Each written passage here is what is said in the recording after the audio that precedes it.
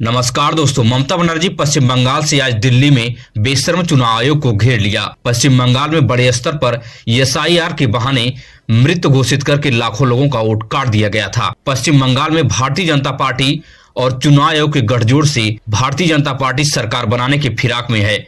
ममता बनर्जी ने चुनाव आयोग के ऊपर बड़ा आरोप लगाया है। ममता बनर्जी दिल्ली के बंगला हाउस पर पश्चिम बंगाल से उन लोगों को साथ लेकर दिल्ली आई चुनाव आयुक्त ज्ञानेश कुमार को दिखाने कि देखो तुम जिन लोगों को तुमने मृत घोषित कर दिया था वो वोट देने लायक हैं, जो तुम्हारे सामने खड़े हुए हैं। पश्चिम बंगाल का विधानसभा चुनाव महज 3 महीने बचा है। ममता बनर्जी पश्चिम बंगाल की सड़कों से दिल्ली तक वोट चोरी की लड़ाई लड़ रही हैं। जिस तरीके से ममता बनर्जी ने भारतीय जनता पार्टी और चुनाव आयोग को घेरने का काम किया है, इस तरीके से कोई भी विपक्ष की पार्टी इस समय करती हुई नजर नहीं आ रही है। क्या आई हुई है?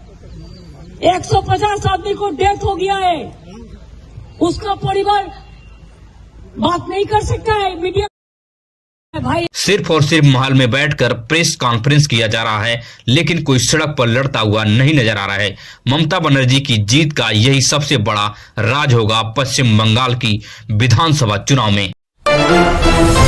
वहीं पर भारत और अमेरिका को व्यापार को लेकर ट्रेड डील पक्की हो चुकी है, मगर सबसे चौंकाने वाली बात सामने यह आ रही है कि इसका अनाउंसमेंट भारत को करने के बजाय इसका अनाउंसमेंट ट्रंप कर रहा है। अब सबसे बड़ा सवाल खड़ा हो रहा है कि भारत क्या करेगा क्या नहीं करेगा। इसका जो है डीलिंग अमेरिका में बैठा डोनाल्ड ट्रंप करेगा। सबसे बड़ा सवाल निशान इस समय प्रधानमंत्री नरेंद्र मोदी के ऊपर लगता हुआ नजर आ रहा है। प्रधानमंत्री मोदी क्यों इतने लूज नजर आ रहे हैं अमेरिका के सामने? इसी बात को लेकर आम आदमी पार्टी के सांसद संजय सिंह ने प्रधानमंत्री मोदी पर बड़ा हमला बोला है। संजय सिंह ने कहा कि डोनाल्ड ट्रंप मोदी के कनपट्टी पर कट्टा लगाकर भारत के करोड़ों किसानों को मौत के कुएं में धकेल दिया है। मोदी ने अमेरिका से इस प्रकार की ट्रेड डील करके किसानों के पेट और पीठ में छुरा भोंकने का काम किया है कि उनका जो माय डियर फ्रेंड मोदी है उसने सारी चीजों के लिए सरेंडर कर दिया है। नरेंद्र का सरेंडर हो चुका है। अमेरिका के आगे नरेंद्र सरेंडर कर चुका है। देश को बगैर विश्वास में लिए हुए यह फैसला ले लिया कि अब अमेरिका से तेल खरीदा जाएगा, वेनेजुला से तेल खरीदा जाएगा।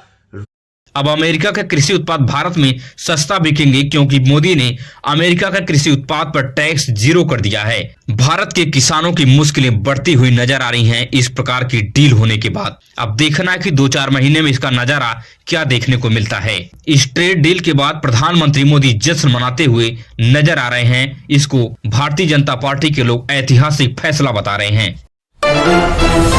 वहीं पर अखिलेश यादव ने चुनाव आयोग पर बड़ा हमला बोला है। अखिलेश यादव ने कहा कि उत्तर प्रदेश में पीडीए समाज का वोट चुन चुन कर काटा जा रहा है। भारतीय जनता पार्टी और चुनाव आयोग के मिली भगत से पीडीए समाज का 1,99,00,000 वोट काटने का लक्ष्य उत्तर प्रदेश में रखा गया है। यह आंकड़ा बता रहा है कि भारतीय जनता पार्टी बौखलाई हुई है, क्योंकि 2027 का विधानसभा चुनाव महज 1 साल बचा हुआ है। इसीलिए ऐसा कुकर्म भारतीय जनता पार्टी चुनाव आयोग के साथ मिलकर कर रही है।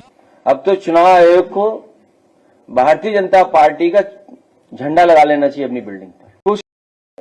1,99,00,000 वोट काटने का लक्ष्य है। 710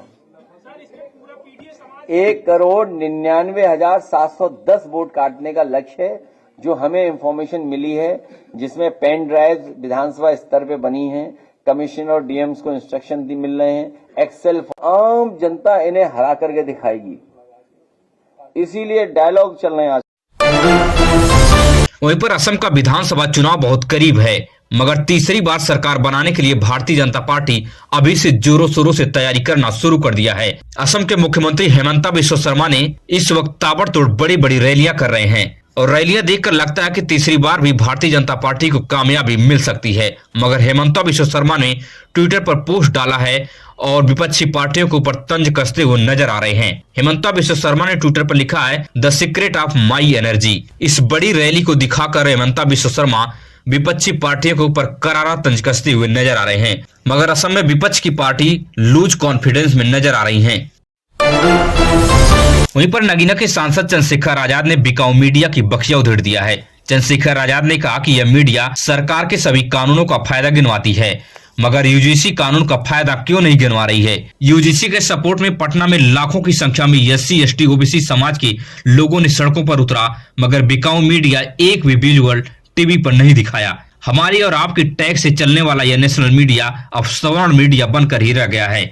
ऐसे गद्दार लोगों की पहचान एससी, एसटी, ओबीसी समाज के लोग करें। चंद्रशेखर आजाद ने कहा कि यह मीडिया तुम्हारी दुश्मन है। तुम्हारी सेफ्टी को सुनिश्चित करने के लिए इन्हीं लोगों के विरोध की वजह से सुप्रीम कोर्ट ने यूजीसी के कानून को रोक लगा दिया है।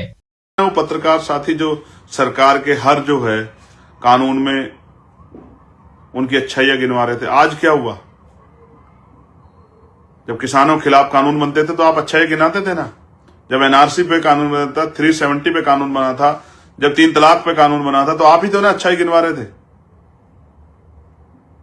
आज क्या हुआ? सरकार की अच्छाई गिनवाने वाले और तमाम मीडिया हाउसेस को क्या हुआ? सांप सूंघ गया है। समझ रहे हैं? कमजोर वर्गों के लोग आपको समझ रहे हैं। अगर आप भी देश और दुनिया से बड़ी खबरें देखने में दिलचस्पी रखते हैं तो हमारे इस चैनल को सब्सक्राइब कीजिए और वीडियो अपने दोस्तों और रिश्तेदारों तक शेयर कीजिए। मिलेंगे इसी तरह से नई वीडियो में नई सूचना के साथ। धन्यवाद।